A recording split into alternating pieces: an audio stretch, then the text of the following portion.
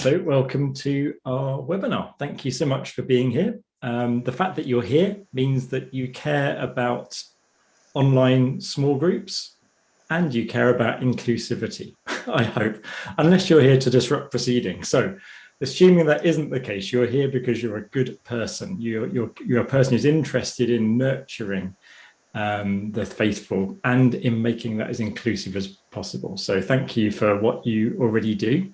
And thanks for being here. My name's Andy, if you don't know me. And together with Jill and Howard, we're going to be the people sort of leading it tonight, but we're a small group. So actually we can have a lot of conversation because I'm sure everybody's got stories to share on this. Just to explain the format, we're going to have a mixture of prepared bits where our experts, and I'm thinking Jill and Howard, are going to sort of talk to us all.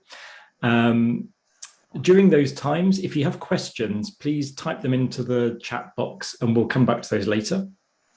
And then there'll be times after that where we'll have open discussion. And then towards the end, we'll wrap up with a Q&A. So we'll go through all the questions then. And then if anything else sparks you, any other sort of questions that come to mind afterwards, then you can ask them then. So I hope that you have a good evening. I hope that it's profitable for you and we all get a deeper sense of how God can use this particular platform to advance the kingdom. I'm going to hand over to Jill now, who's going to tell us a little bit about the EDI program. So this is just a few sentences. I'm Jill Marsh. I am a Methodist presbyter.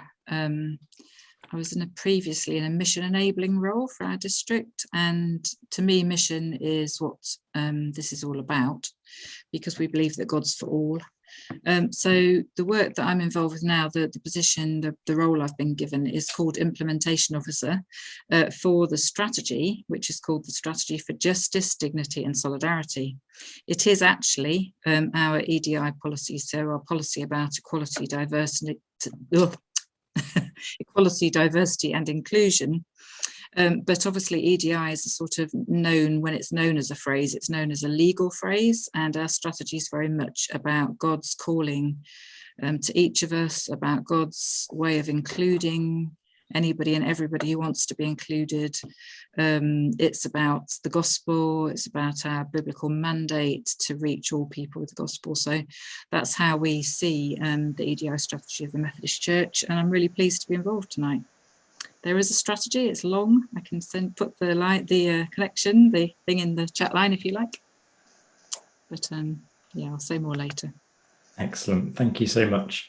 My role is as part of the evangelism and growth team, which is the team which helps with trying our best to bring to life the God for All strategy passed by conference a couple of years ago.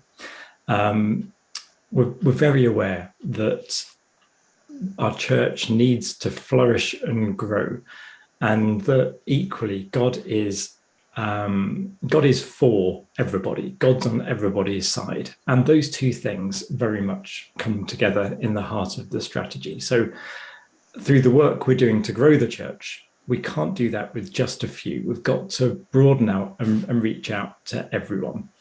My particular role is a discipleship and faith formation officer. So we're particularly interested in how small groups are a key way, and have been, of course, right from the start of Methodism, a key way to nurture and support each other and to help each other to grow and reflect on the things that we do. I've got a particular interest in online worship as well. Through lockdown, I did a fair bit of online stuff. So this is a beautiful coming together of the evangelism and growth and the justice, dignity and solidarity in this evening. I'm going to lead us in a short time of prayer and reflection now. I'm going to read to you from Genesis 1, and then afterwards we'll have a short period of quiet to reflect on something a question which I'll ask you when I finish reading this bit of ancient text. In the beginning, when God created the heaven and the earth was a formless void, and darkness covered the face of the deep, while a wind from God swept over the face of the waters. Then God said, "Let there be light," and there was light. And God saw that the light was good, and God separated the light from the darkness. God called the light day, and the darkness he called night. And there was evening, and there was morning, the first day.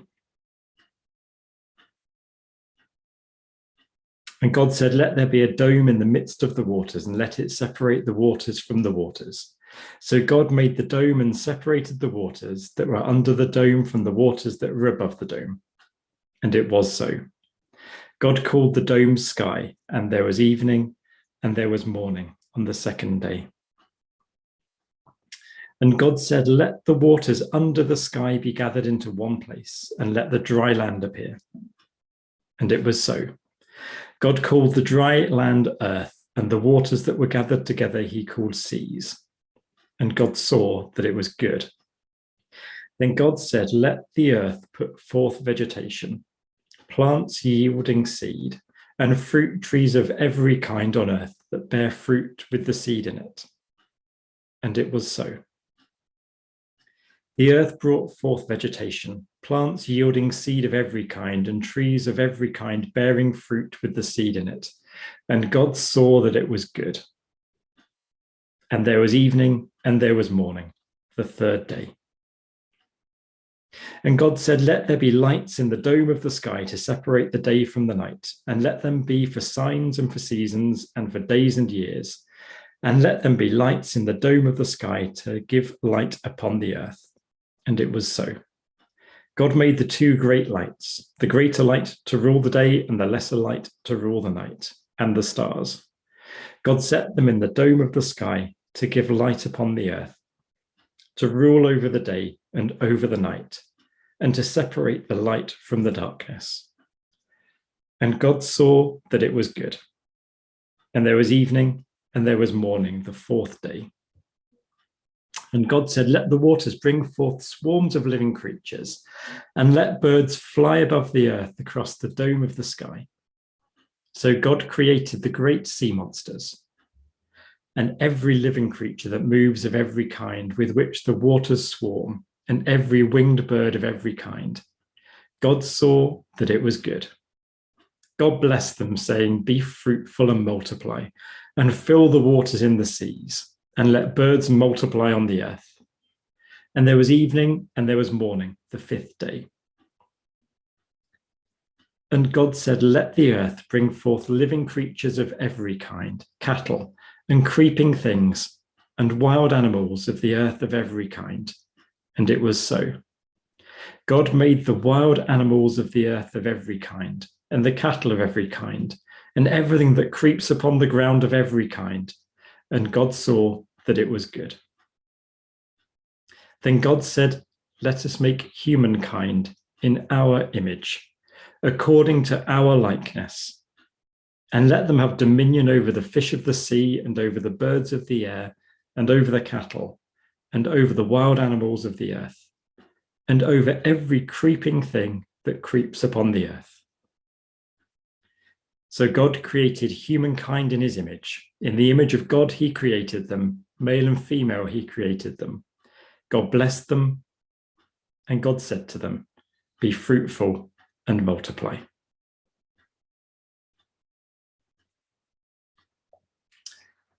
I'd like you to take a moment to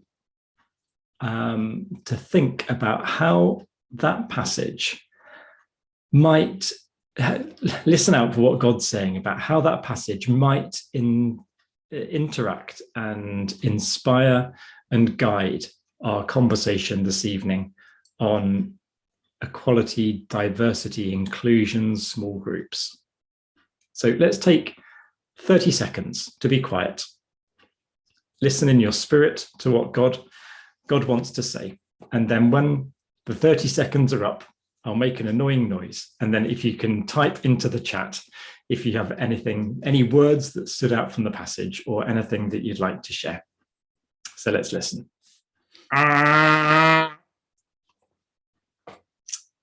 So take a moment now, if you will, just to type, if you wish to, no pressure, but type something into the chat, either a word or phrase that jumped out in the Bible passage, or how you think that might have been, that passage might be relevant to where we're going tonight. So let's take a few minutes to do that. And God creates, it is good. God made the diversity and gave it shape.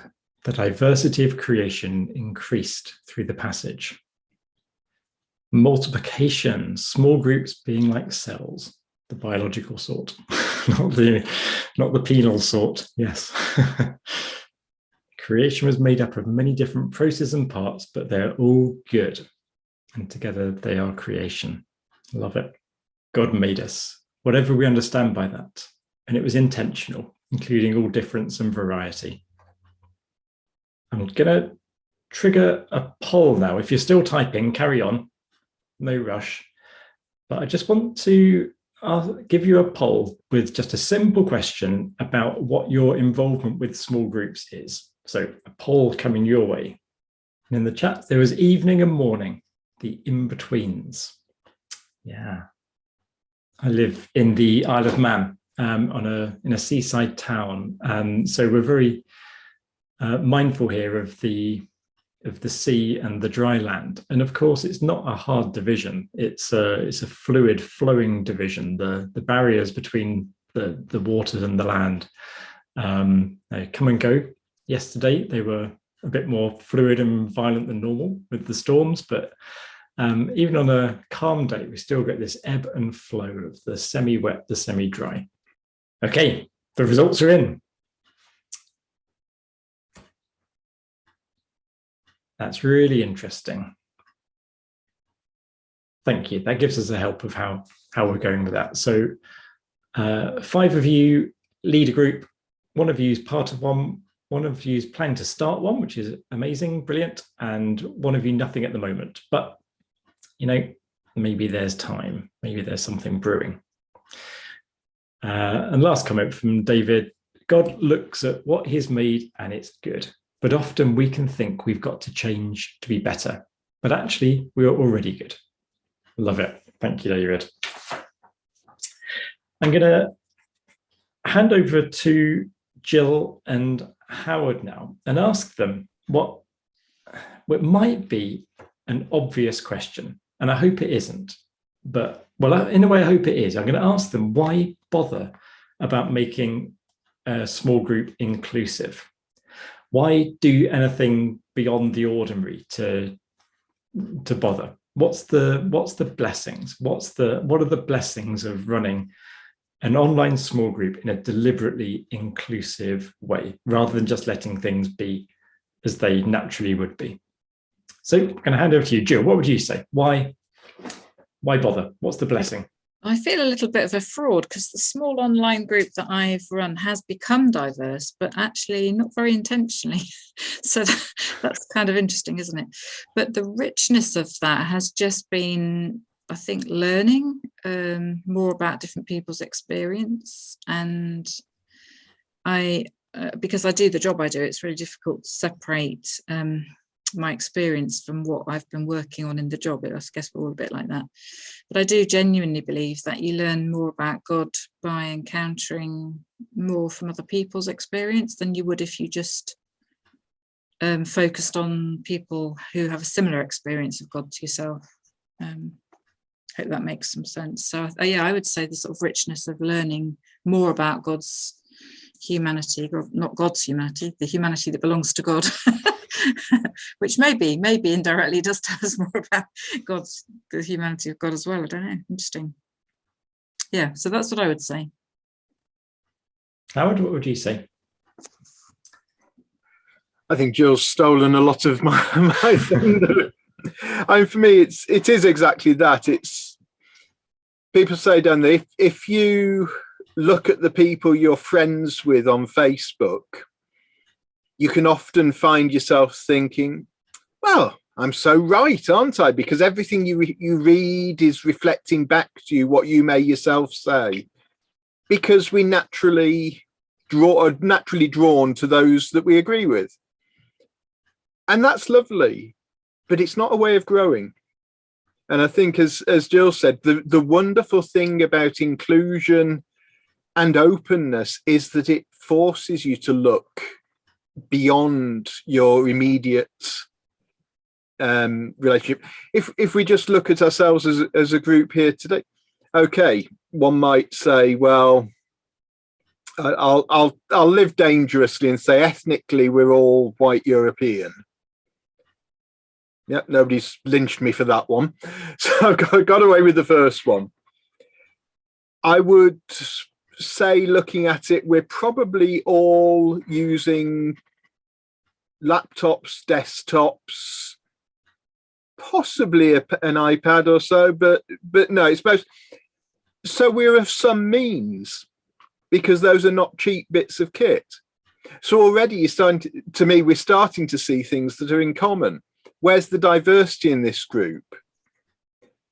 But I might then live dangerously and say, well, we're probably all, being Methodists, of course, we're all extreme left-wing voters. And now hopefully I might get lynched. Because it's when we start to go down and saying, well, what makes us different? And what do we learn from that difference? How does that enrich our understanding? You know, I actually can really enjoy an honest conversation with people who hold completely different political views, not believing for one second I'm going to change them, but realizing that it helps me to understand why I think what I do, but also to appreciate why they are what they are. Likewise, when I meet with friends of other faiths or people from different backgrounds, it's that learning and just being able to see things differently. Just to hear someone say, oh, well, my upbringing was this. And you think, truth. Yeah, that was different. So for me, that's what a lot of inclusion is about, is seeing something new and loving the privilege of being allowed to see that. And we're talking particularly about online small groups here. But I'll confess, I'm a son of the manse. Because of that, I guess, had a very sheltered upbringing. And yet most of my professional working life has been with extreme high-end young offenders. When I came to work for the Methodist Church, someone said, oh, you're going for old offenders now, are you? Take that as you will. The vilest offender who truly believes we're okay. But there's some tremendous privilege in being allowed in and being allowed to see that different world. And that for me is I've learned so much more from that makes inclusion valuable. So, waffled. No, it's great. Jill, do you have any stories about a particular encounter where you've met someone who's been shockingly different to you, generally in life? Or do you mean my small online group? I mean, in the small online group, I think one of the most interesting things has been somebody who comes along who wouldn't really call themselves Christian, which is really interesting. They wanted to explore the Bible. But I think what's been really, really helpful about that is just how much this person spots things that the rest of us haven't seen as issues. You know, so the questions that person asks about why the Bible might say this or that, or the outrage sometimes when we're reading a passage that we're really familiar with and the person will say, just don't get why that would be in scriptures. Why would that be why would that be in the Bible? And then you think, well, sometimes I've found myself not even initially understanding the question until I've had to look again through that person's eyes and then think, actually, I can see what they're talking about. Yeah, great. I think it's been a challenge to me because, I've grown up Christian. I love the Bible. I mean, I just love the Bible. But there's so much in it that's so difficult to get your head around, isn't there? If you're if you're not from a Christian background. The thing I think it's highlighted most to me is just how much there is which is difficult for anybody who's really feminist. So I kind of think of myself as quite feminist, actually, but it's almost like I put that on one side when I read the Bible, and I've got a way of explaining all the particularly difficult bits away in my head all the time, because I've thought about them so often, and I want to stay close to the Bible, so I don't try not to let it get in the way. But it made me go out and buy an inclusive Bible, actually, which was quite a good thing for the job I've got. And that's just been, that's been quite life-changing for me, actually, just to keep, whenever I'm looking at a passage, to look up, see how the inclusive Bible phrases those bits. Fab. Could you put any details about the inclusive Bible in the notes? I could if I could find it.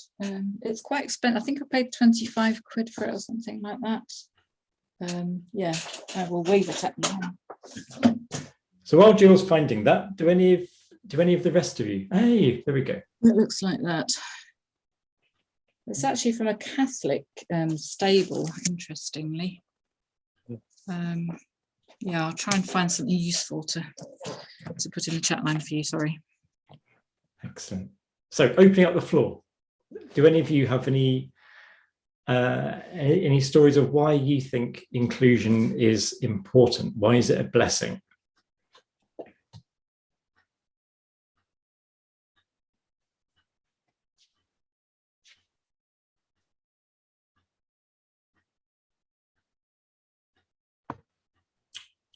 Okay. Hi. Hi, Angela. Hi. I think, yeah, it's got to be the way forward, really, because I think there's so many people, perhaps in our churches, that kind of feel that small groups aren't for them because they're perhaps not clever enough. They've never been to one before. There can be, I mean, I'm finding this more as I sort of try and encourage small groups across the district. It's a bit chicken and egg situation. Is it small group leaders we need, or is it actually people to engage with small groups? Yeah. So, yeah, I think, and I'm finding that in my own church, where we've sort of pushed ourselves, and we've actually got 4 different small groups running for Advent. 2 are online, 2 are face-to-face. Yeah, I'm not sure what the uptake's been, but it'd be interesting. I'm going to make sure we all meet up together afterwards and sort of after Christmas and say, okay, how did it work? Who was engaging and who wasn't engaging? And then try and work out the reasons why others weren't engaging. Cool. And what do you think again, this is such an obvious question perhaps, but yeah, the blessing is just being challenged. Why is it a blessing to have someone who doesn't think that they're very clever? Blessing, because last week, my small group that I'm running, which is a face-to-face one at lunchtime at the church, includes soup and lunch and whatever. And last week, one other person came, and it was probably the one person in the church that I thought, oh gosh, not her. But actually, it was a really good conversation. And we got to know each other a little bit better and understood where the other was coming from. And actually, the fact I mean, yes, I've grown up in the church, not purely the Methodist church, but the church. She'd come to faith more or less as an adult when she met her husband. And I didn't know that, because I would have said out of the 2 of her and her husband, she's the one that is more sort of pushing forward with the faith. But I didn't realise it was her husband that brought her to faith, because he's a very quiet gentleman. She's quite outgoing and naughty. But yeah, it was definitely a blessing that I wouldn't have foreseen, if that makes sense, to talk about, find out, different things about each other. Cool. So maybe it was meant that God meant it just to be the 2 of us last week. I think more people are coming this week. But yeah, no. But equally, it's about making things accessible in terms of what we're looking at. So the small group that I'm doing for Advent is looking at the Christmas film It's a Wonderful Life, because lots of people engage with that film, know that film as a Christmas film, and go, oh yeah, that's a bit different, but it does tie into Advent and as well. So yeah, it's kind of just appealing to perhaps different people, are more diverse. But watch this space as to how it works out.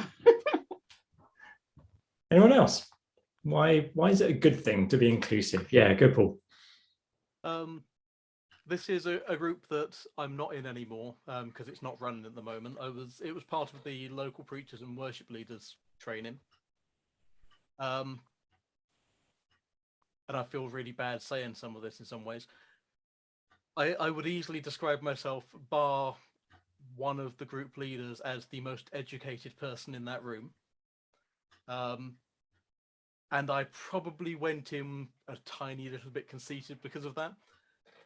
In fact, I almost certainly did. I can admit that. I struggled with one of the other group members who was also on our staff team because I can't think in the way that he does.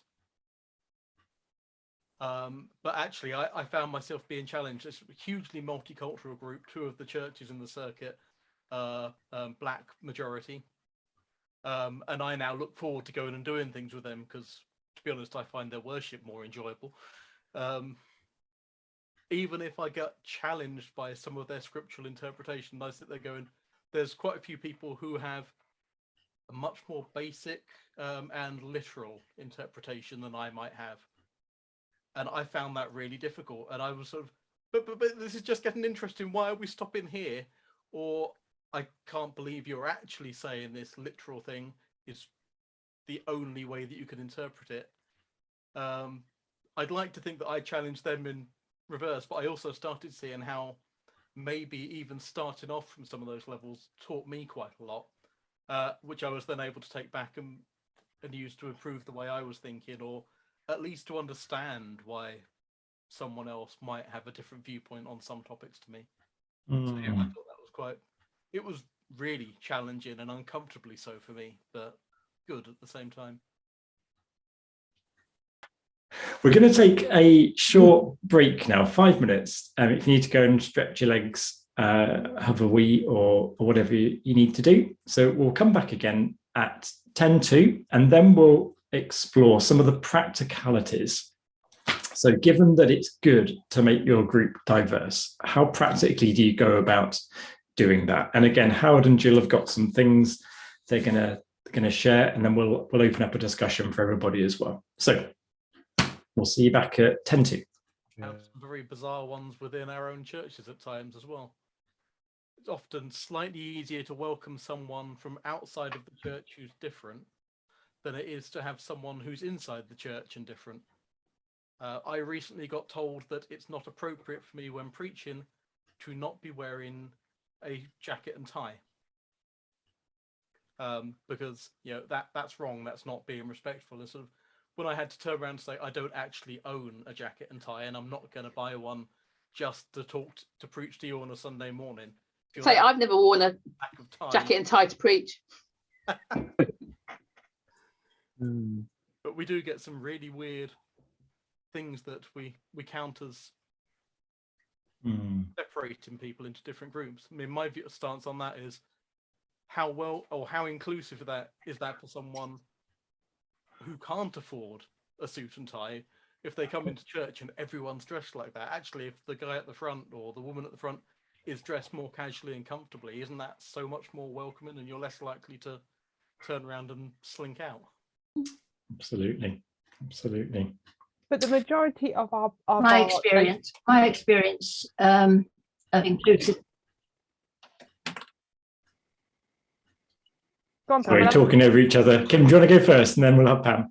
No, all I was just going to say, because I come from the outside in, not I came to faith as an adult, and it's not often I defend my church folk. Jill, I know this, but the majority, again, broad strokes, the majority of this is learnt behaviour. They have been told, our congregational members, that the preacher must look smart, or this is learnt behaviour that we as the church have endorsed at some point or the other. And the same in the wider sphere.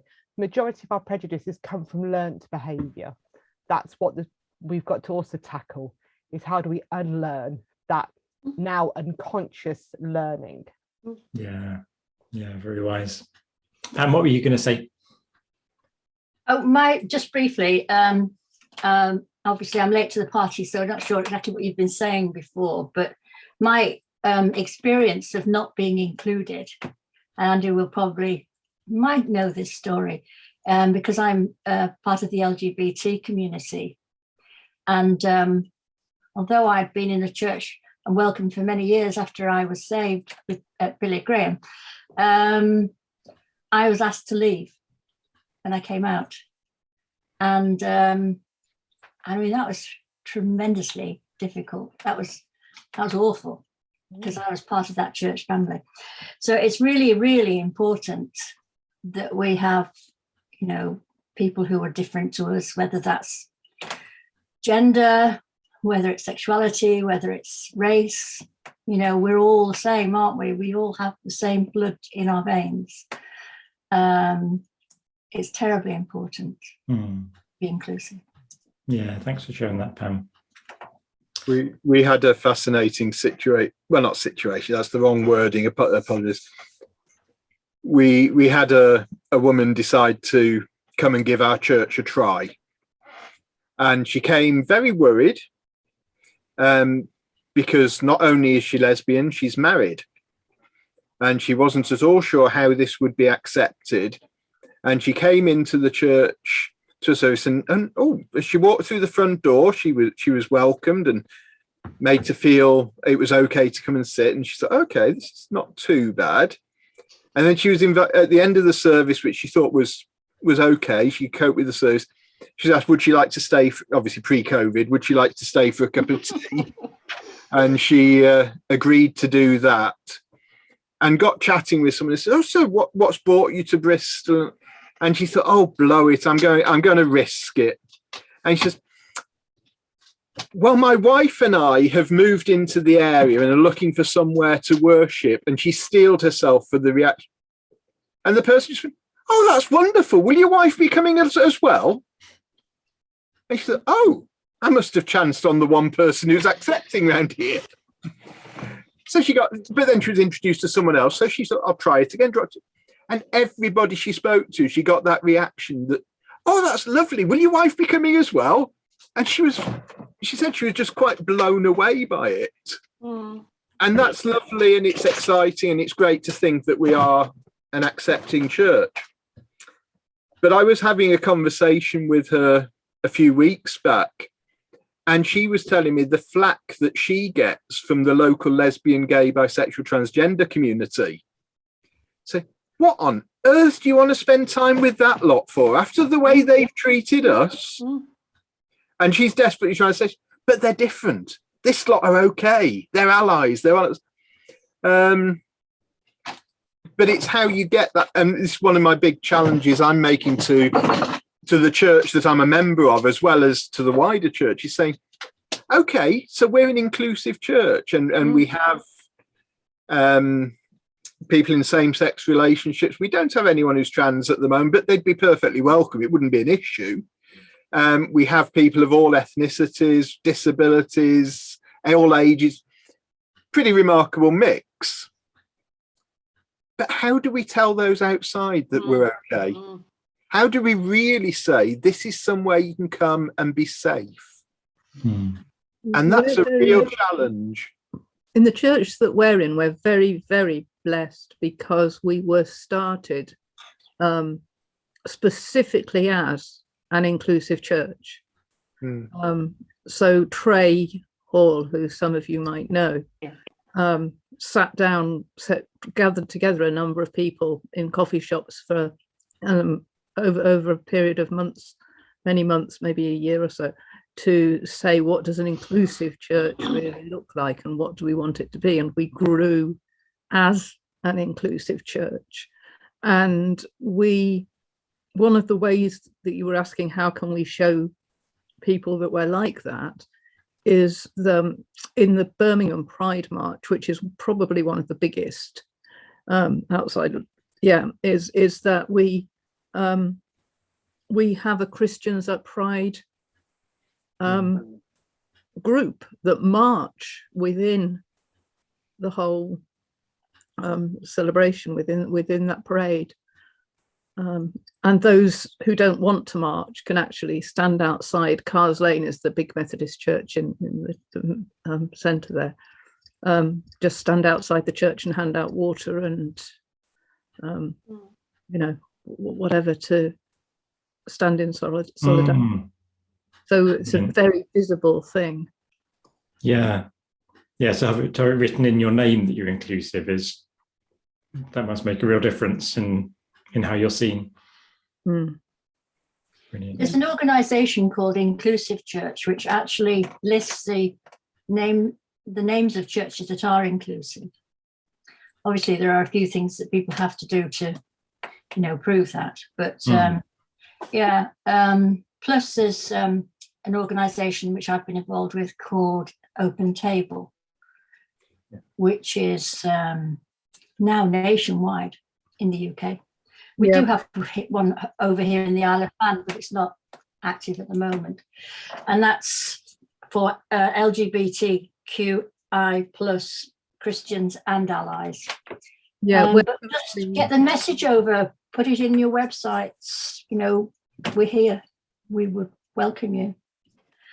In my time when I was living in the UK and worshipping at the Metropolitan Community Church, we used to do some reaching out to the people in Manchester Gay Village, and we'd go around at Christmas singing carols, and the people would say, you can't be gay, and you can't be gay and lesbian and Christian, and we'd say, well, actually, why can't we? Who's to say that we can't? It's just because they say that we're wrong. It's not true. We can be gay and Christian. And it's just talking to people, getting alongside people. Yeah, excellent. Thank you. Okay, Howard is here not just for his beauty, but he is here because he is a technological expert. And one of the types of people who we want to include are people who are not so good at the technology. So Howard, I wonder, do you have any tips for us of how to help people who are not great with technology to participate in an online small group? Yeah, I think it's like, to my mind, it's like anything when it comes to inclusion, and the Inclusive Church Network that Pam was just mentioning is great. But and the church I'm a member of has just registered with them. But I'm already saying to our minister, yes, but it doesn't go far enough. How do we really show inclusion? Because it's all right. It's a little bit like we say to people, oh yeah, we're an accessible church. We've got a wheelchair ramp.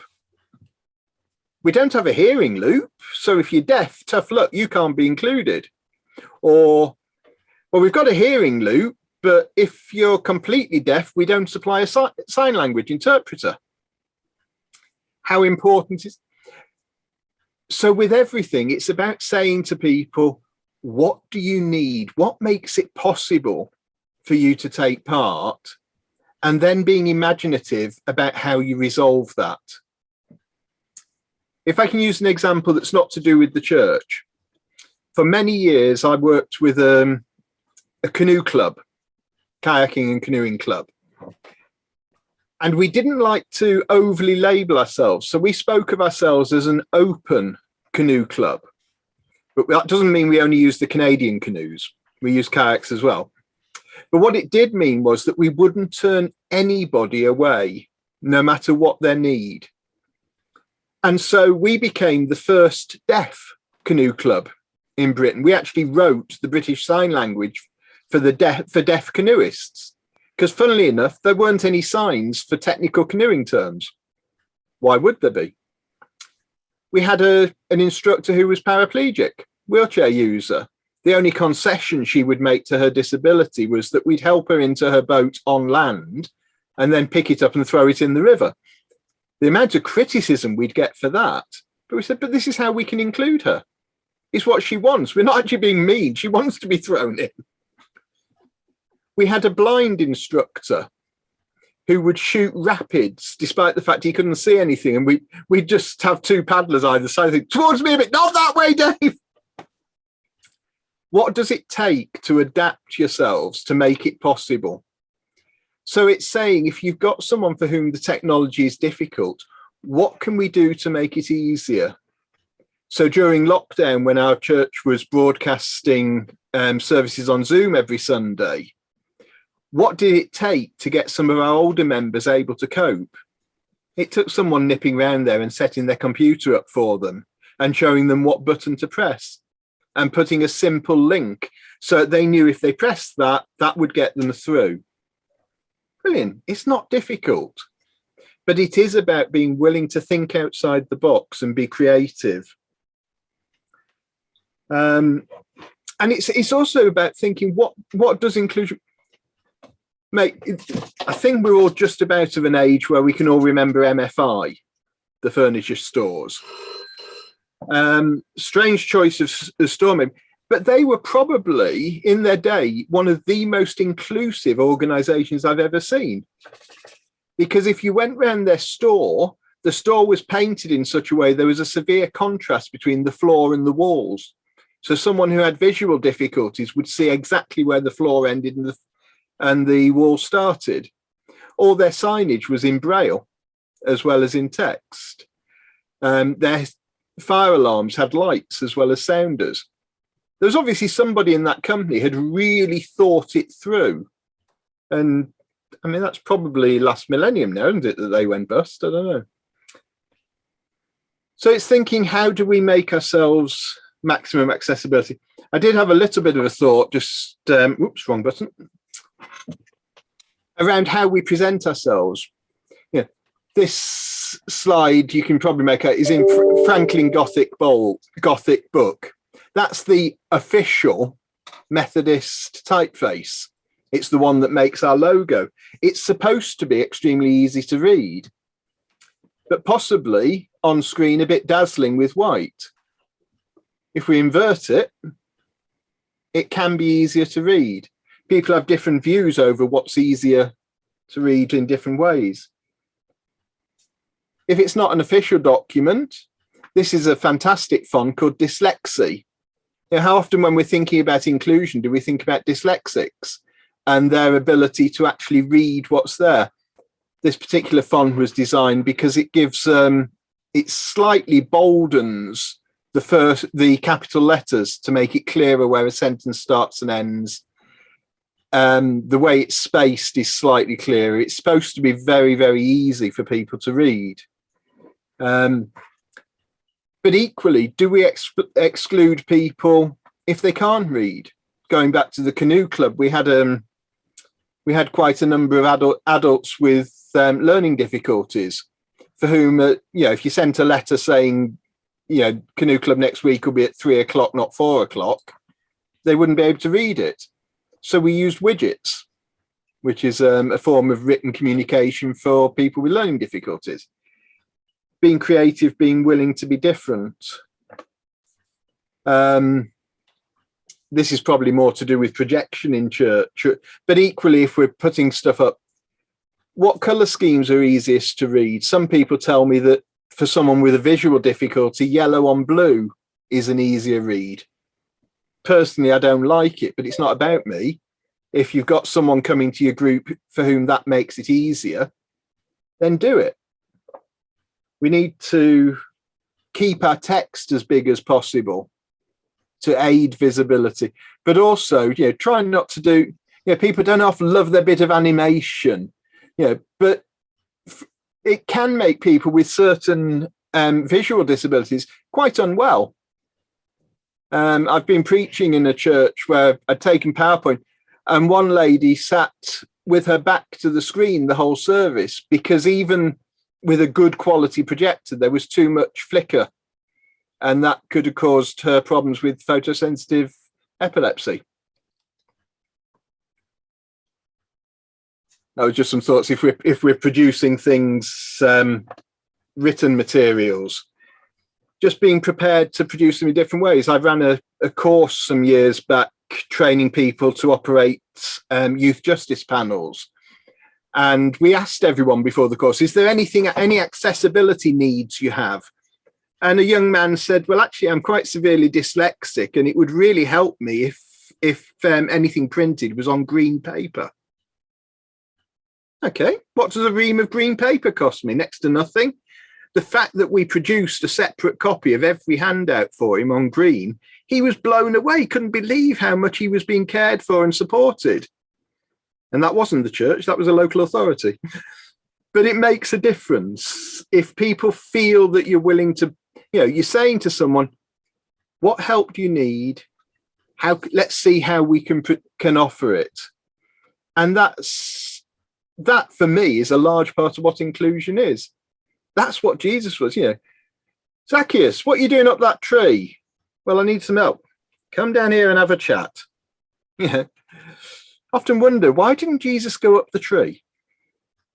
There's a whole other question. But sometimes it is about making it possible for people to come to us. Sometimes it's about us going to where they are.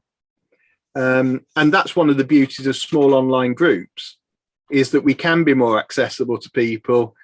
Again, as Pamela was saying, if you've got people for whom it's too big a threat to walk into a church building because they've had negative experiences, this can be a safe place. It can be somewhere. And the other thing is, you're not geographically bound by it. You know, we're not all from the same suburb of Bristol today. We're from all over the country. That wouldn't be possible by other mediums. And just to, yeah, no, I think that largely covers it. Is thinking through, how do we make it easier for people? How do we make it possible? And also just encouraging folk to try it. We've had a lot of things, particularly, I perhaps shouldn't name the district. Anyone who knows, I'm with the Learning Network, I cover the Southwest. So you can probably work out for yourselves. There's one district in particular where they say, oh, internet's really hard down here. You can't get an internet connection for anything. That's okay. Zoom allows you to phone in and you're still here. You'll still be able to take part. So it's being able to say to folk, okay, you haven't got a computer. You've got a phone. You can still be part of us. And the digital divide, you know, I said earlier about, you know, it would appear most of us are on laptops or desktops, which are expensive kit. But you could have joined this meeting with a mobile phone, which are almost ubiquitous now. They're not cheap, but they're cheaper, and people are starting to be able to access that way. So it's making sure we help people to understand how they can do it. I think that's my initial sort of thought on all of that. Yes, thank you. If you've got questions that you want to put to Howard, remember, please type those into the chat, and then we'll wrap up at the end and answer those. If you've got anything particular tech-wise that you'd like help with, fire that into the chat.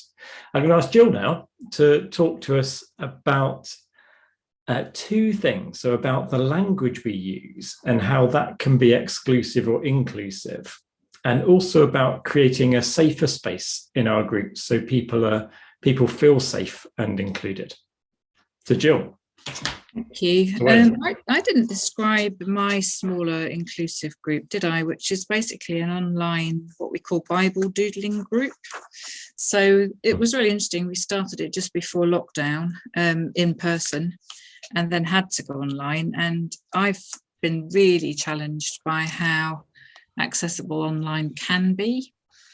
So we have one person in the group who is unable to get out for health reasons. We have another person in the group who has terminal cancer and really doesn't want to be open to COVID, and so has been enjoying coming to this as her church really online. We have two people who are carers, one for small children and one for older children but with severe learning disability, who both say they've not been able to get out to a evening Bible study group all of their adult lives since they had children. So that's been really, really interesting. And then two people one of whom had dropped out of church completely years and years and years ago, and one who hasn't been a churchgoer. So it's been a really, really interesting group of people. But I think the thing I was asked to talk about and really wanted to talk about was language and how we just create a safe space. I think it's really, really important that we try not to make assumptions. And when we think that we're all similar to one another, it's really easy to assume all sorts of things about what time will be a good time, who's got access to the internet, as Howard's already mentioned, what people know about the Bible, what they don't know about the Bible, whether they have any idea whether it's okay to go to church, all the things that we think we know about at church. So I think the assumptions are really, really important just to be aware of and to try and avoid. And Howard's already talked about asking. You know, I love the way you said, Howard, something like, where did I write it down? You said, what does it take for you to adapt yourselves? So we're not asking other people to adapt so they can come in and be part of a group. We're asking ourselves, how might we need to adapt in order that it's an accessible group for people? And I think I used to teach English as a second language. Language is a really, really important thing to me, but also I think a really big challenge. So I'm just going to put a little bit in the chat line, which comes from a new inclusive language guide that we're just producing. So notice this is a guide. It's not an attempt to police what people say or what they don't say. It is about encouraging Christians to learn about ways that might be helpful to talk and ways that might be unhelpful to talk, you know, things that we might accidentally exclude people with. And I think in all the work that I've been doing, I really think that humility is the most important thing with all of this. Which is a bit odd, isn't it? Because it's a Christian sort of characteristic that we know Christians are, you know, we're meant as Christian people, we need to be humble in relation to God and in relationship to one another. But I do think it's interesting how often we assume our way is the right way with things. So this inclusive language guide is really just about accepting humbly that sometimes we will be excluding people by accident. The example Howard used of a gay woman arriving, a lesbian woman arriving and saying her wife, would have been perfectly possible for somebody to have just insisted, you know, when is your husband, you know, has your husband moved in with you, or are you, have you, you know, we do those kind of things to one another all the time. So I think that just the inclusive language guide just asks us to think carefully about the words that we use. But I wanted to sort of have a conversation really, Andy, because for me, there's such a big challenge in how we encourage everybody to speak in the way that is theirs, because we want everybody to have their own voice. We don't want everybody to be nervous about speaking. We don't want everybody to be paranoid that they might say the wrong thing. And at the same time, how do we encourage each other to use language which is helpful for one another? So I'm just really, really interested in it. And I was particularly interested in that in relation to safe space. So I think, you know, we all know about safeguarding in the team that I'm working in, which is only a very tiny team, EDI team. You know, we're convinced that EDI, how do we help people to be treated fairly and equally? How do we recognise and value people who are different from one another, because we all are different from one another? It's really, really important that that's actually, you know, part of safeguarding, that actually everybody needs to be safe to be who they are. But how do we do that if we've got people like the person you mentioned in your group who has such strong views that are actually quite hateful views? So I'm going to throw it back to you. That's great of me, isn't it? Because I really want to know, you know, how did you manage to welcome and respect that person, but presumably you didn't let her say whatever she wanted in a hateful way against everybody else? So I think some really interesting questions there about how do we lay down what is appropriate, what's acceptable and what isn't acceptable in a way that's Christ-like. So it's not setting ourselves up over other people, but it is actually saying as a group, we're not prepared to put up with certain types of behaviour because they are, I mean, how do you do that? What do you do? I'm back to you, Andy. Yeah, I mean, in that case, I did spend quite a lot of each meeting saying, you can't say that. In Methodist CPD, there's the brilliant statement that says that racism is a denial of the gospel. So I've said more times than I thought I'd ever have to say that you cannot be a racist Methodist. So yeah, I had to say to this lady a few times, you can't say that. If you're going to say things that are offensive like that, you won't be welcome at this group until you change your mind on that. And I think we did have a phase where I did ban her from the group because she wasn't prepared to stop saying. It was particularly racist things that she was on a sort of a roll with. But no, a lot of the meeting was me firmly but calmly saying that you can't say that. That's not okay. It's tricky because it interrupts the flow. You don't want to be that person who has to take that sort of line. But if there's a sense that if you don't say that and you're the leader of the group, you're tacitly agreeing with the things she says if you let it go unsaid. So the meetings were a bit combative at times. She wasn't an easy person to she didn't take things like that very easily. But had to keep on sort of unswervingly saying, you can't say that. That's not kind. That's not loving. Jesus wouldn't say that. That's not good news. Many ways of saying the same point. I mean, this is where the strategy for justice and dignity and solidarity fits so beautifully with the God for All strategy, because when you say that's not good news, and that's what we're all about. So at one level, you would say all of this is good news to people, isn't it? That everybody is valued, that everybody is, we want everybody to be safe here. And I think there's an interesting tension in the work that I'm doing between what that we're all doing as a church now. Thankfully, I'm very grateful to God that this has become it's been accepted by conference, it's become part of all of our work. And there's a kind of tension between wanting to be emphasizing that we are all, somebody said earlier, we are all have the same blood, basically, we are all of one human race. But because we are all different from one another, we do have different needs, which was what Howard was talking about, tell me what we can do, what needs do you have that would help you to join in with this. And that a basic one, like you've just said, is that if we allow racism to go unchecked or unnoticed or unchallenged, people will not feel safe to be themselves in that group. So I was in a really awkward group where there was something going on in the chat line that was really quite racist, and the host just didn't pick it up at all. And then other people were sort of starting to join in with the debate, and I really, really wish the host, that's just one little tip I would say, is to keep your eye on the chat if it's a group where you can do that, because if something is just said but nobody challenges it in the chat line, I think that's as difficult and as exclusionary for people as it is if it's said out loud altogether. So I think lots of this it's not kind of new to us. It's about agreeing what's a Christ-like behavior, what we think is acceptable to God. It's about doing our best. It's accepting we're going to get it wrong. It's about being willing to ask for forgiveness. It's about willing to challenge one another, which British Methodists are not very good at. But I think if we want there to be diversity, we have to be honest, really.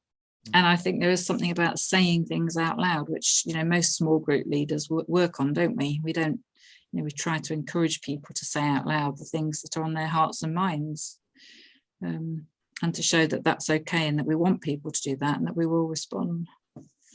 I think I wasn't going to say much more, and I think time-wise it'd be nice to have some wider conversations and some chat questions coming in. Yeah, thank you, Jill. That's brilliant. So a question from David. Any thoughts on ideas for what you can do in the group, e.g. discussing a Bible passage, using other resources, social times, conversation starters, other activities, etc., how to judge the mix of these things? David Pugh. I think we've got a lot to learn from the secular world, who have the same problem. And even business will often do things now to change people's behaviours within an organisation. And I'll give you an example.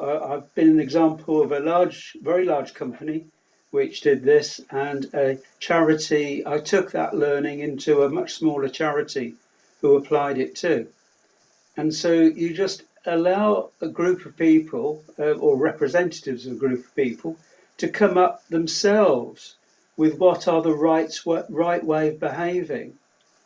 And then you then train everybody to actually work that way and provide processes to enable feedback if we're not behaving that way. And it just transforms people's behaviors. We had very strong-minded people in a blue chip company, very intelligent people who could be very wicked in their feedback. Say to events we went to, if we were training events or whatever, and we trained people that if they wanted to make a criticism, they would have to find a positive way of giving that criticism. And it transforms people's behaviours. They can't say that was rubbish. They've got to actually say, what can we do to do it better? And the church is so bad at learning those things. They really are. But it's so simple. I mean, it really is. That's really, really helpful. And I think questions are another really helpful way of doing it, you know, just to ask, what do you mean by that? Or what, you know. I think what you just said, David, is, if you're right, if we could all behave that way together, and actually we have done, haven't we, in the past, actually. I think sometimes we've put people in charge kind of thing. So there's a section in the Inclusive Language Guide which it's called Learning Together. It's about encouraging people to ask why something is, or encouraging people to have the confidence to ask why somebody's saying something in a particular way, or why they're behaving in a particular way. It's really helpful. Definitely. Sorry, just a quick point. In a past life, I was a secondary school teacher, and you're very used to monitoring people's behaviour. And I found that that's something that has to be done in church as well. That people behave badly sometimes, and they need to be called out for it in a kind way and in the right way. And that's the challenge. But just letting bad behaviour go that's not good. That's not good for the culture. Sorry, I cut across someone. I couldn't see who it was. It was me. Don't worry, Andy. It's fine. I was just going to say, I think the thing is, though, is that we can do some of this because we're focusing, aren't we, on small groups, and we can handle language, and because it's a smaller group.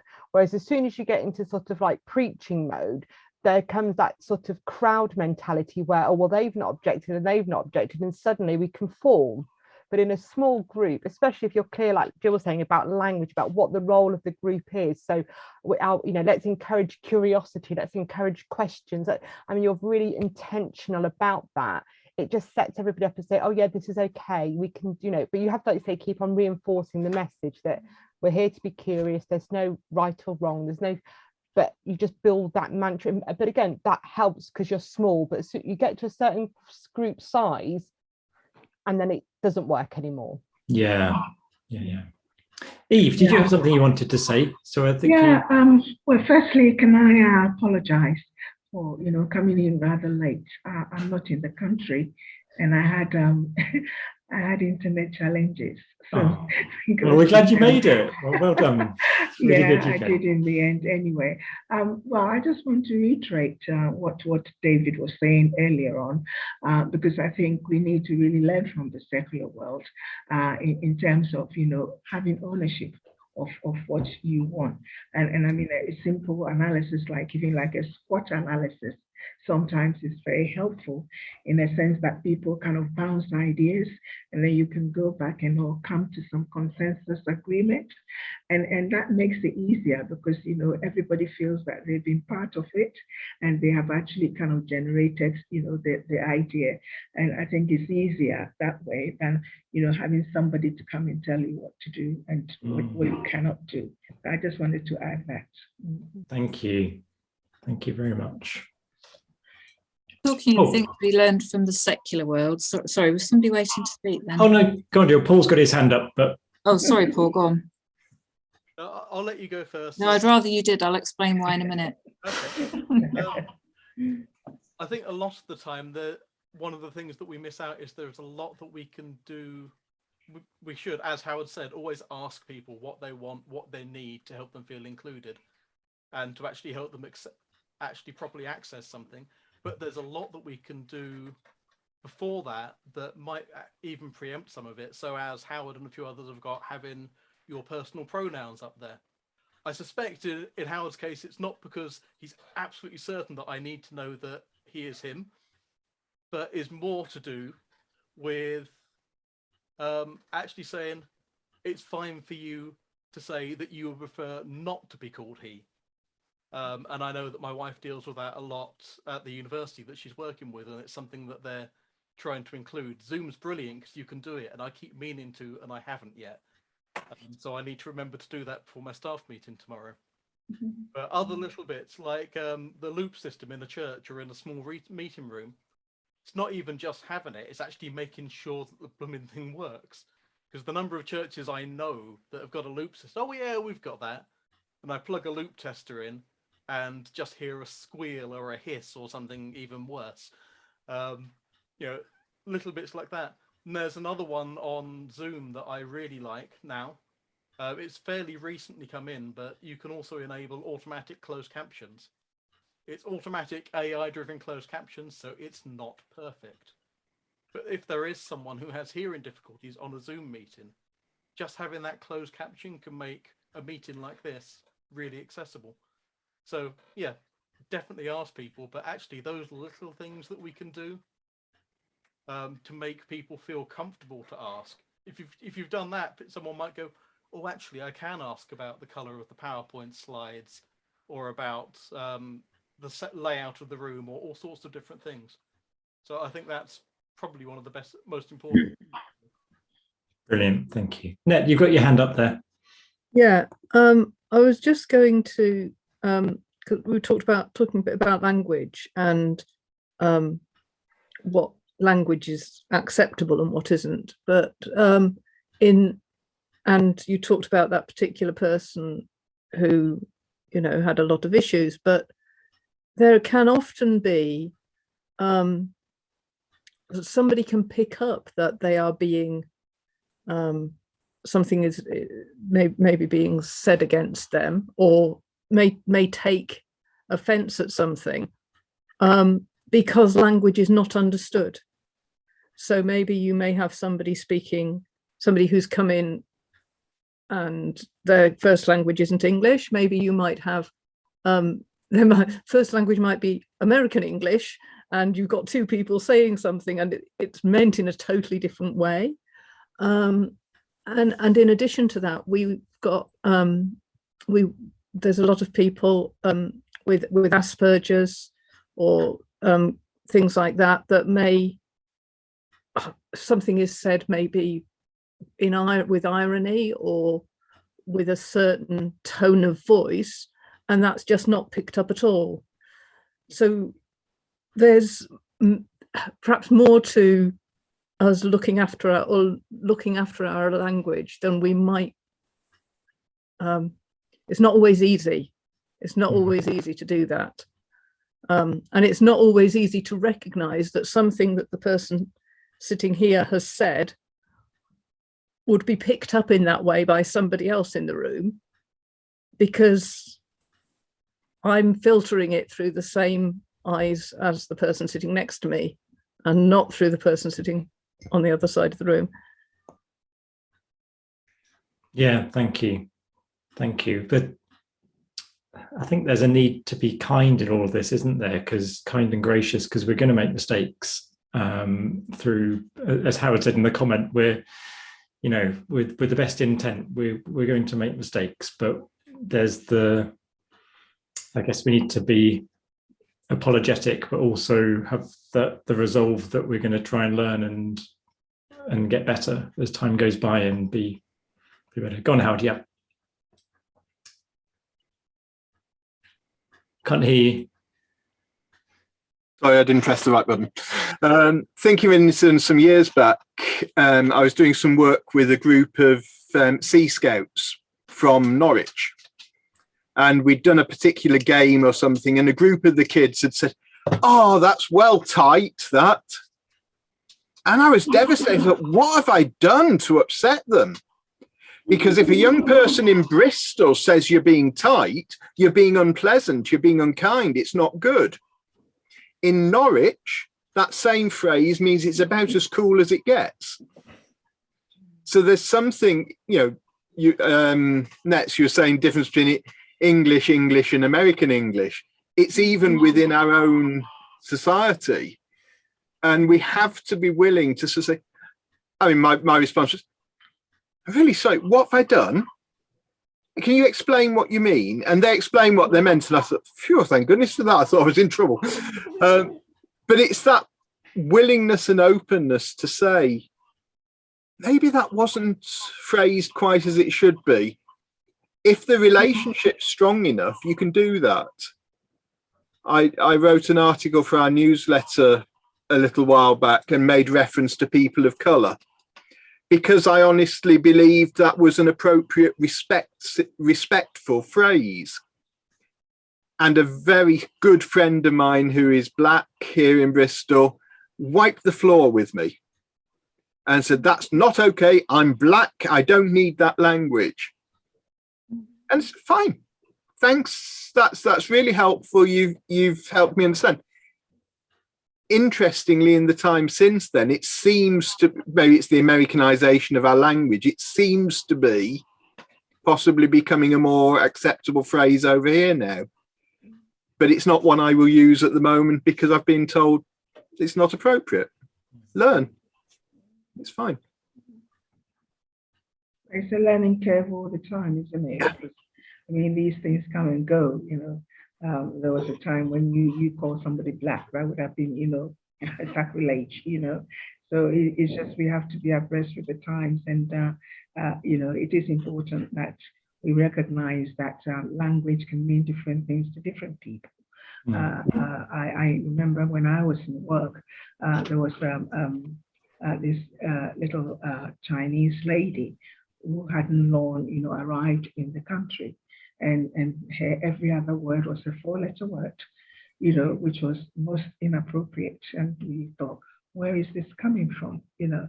And when she, you know, we kind of tried to sit her down and have conversation, this was the norm where she came from, you know. So I think sometimes it's just a little conversation to tease out really, you know, the meaning and where all this is coming from, which can be helpful at times. Thank you. We're nearing an end, folks. One of our Evangelism and Growth team culture things is we like to leave people with a challenge. So I'm going to challenge you all. And because this is an inclusive group, you can always opt out. So were you in my class as a physics class, I would make you do this, but I'm not going to do that. So you can opt out, but I encourage you to accept this challenge. I want you to think of one thing that you're going to take away from this. It could be something that you're going to think about and reflect about more deeply. It could be something that you're going to read up on or research or ask someone about. It could be something that you're going to make a change in. So the next time you do a Zoom meeting, turn on the closed captioning. That could be my one. Thank you, Paul. I forgot that. So thank you for the reminder there. So have a second to think, and then we'll go around. You can call out to encourage everyone else. What's the one thing that you're going to be changed as a result of this session by? So I told you my one. Next time I'm going to do a webinar, I'm going to make sure I turn on the closed captions for people who that would be an advantage for. That's mine. I've been intending to do that for ages. I kept forgetting. I've changed put my pronouns in. So over to you. What are you going to take away? Something to reflect on, something to research, something to do.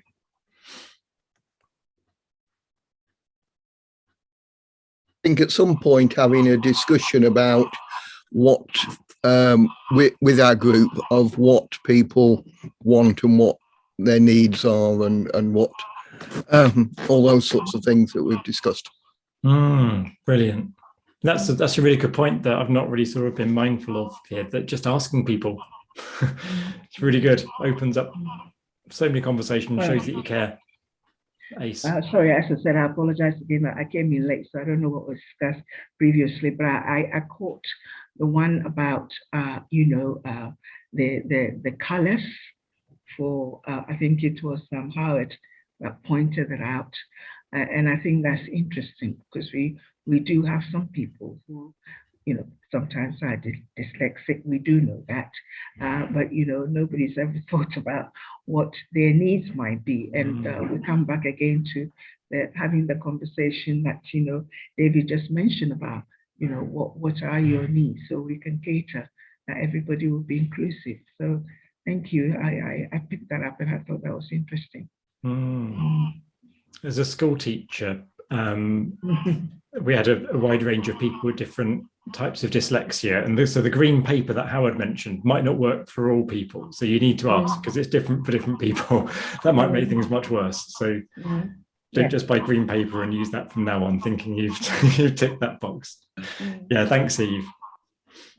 Who else has got something I'd like to share? Go on, Nets. I think that for me, not specifically for the small group, but the church wider, we have connection with a local group of asylum seekers and refugees, and obviously a lot of them, with English not being their first language, reading may be a difficulty for them. So I think one thing that we can do is to link up with them and find out how we can support them in that, and maybe if we can get Bibles in their own language, what we can do to support them. Brilliant. David, you had your hand up. Yeah, I'm thinking of more around personality or people with very different views. And I think the thing I will do is I will look at a group and say, who is most different from me? And try to change my behaviour to be able to communicate better with them. Brilliant.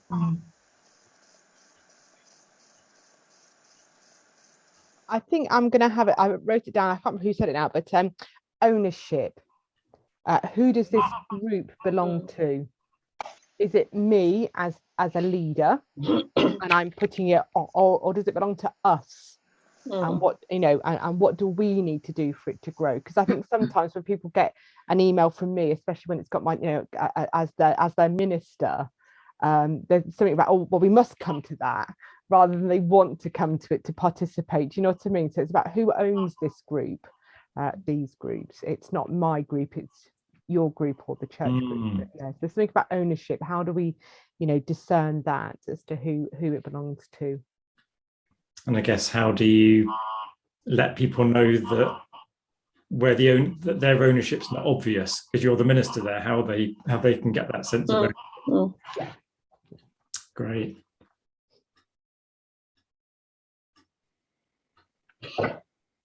I think well, I'm coming from this, approaching this with a district hat on, because it's something that I'm trying to encourage people across the district to be sort of have more small groups, but also to be as inclusive in everything that they do. So I mean, yeah, I actually, one thing I was quite pleased about was when Howard said about not making your PowerPoints too fancy with the animation, because I'm not very good at that. So I thought, yes, brilliant.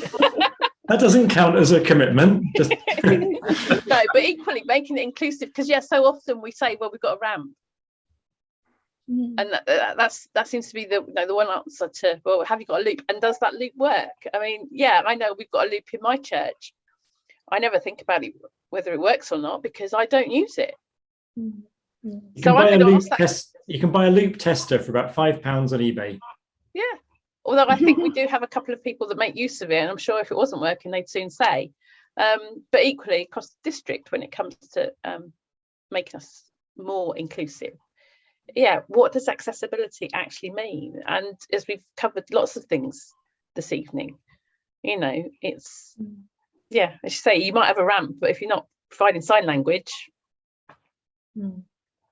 there is a lot that you can do. And I think churches worry that they've got to do everything, but actually you've just got to listen to the people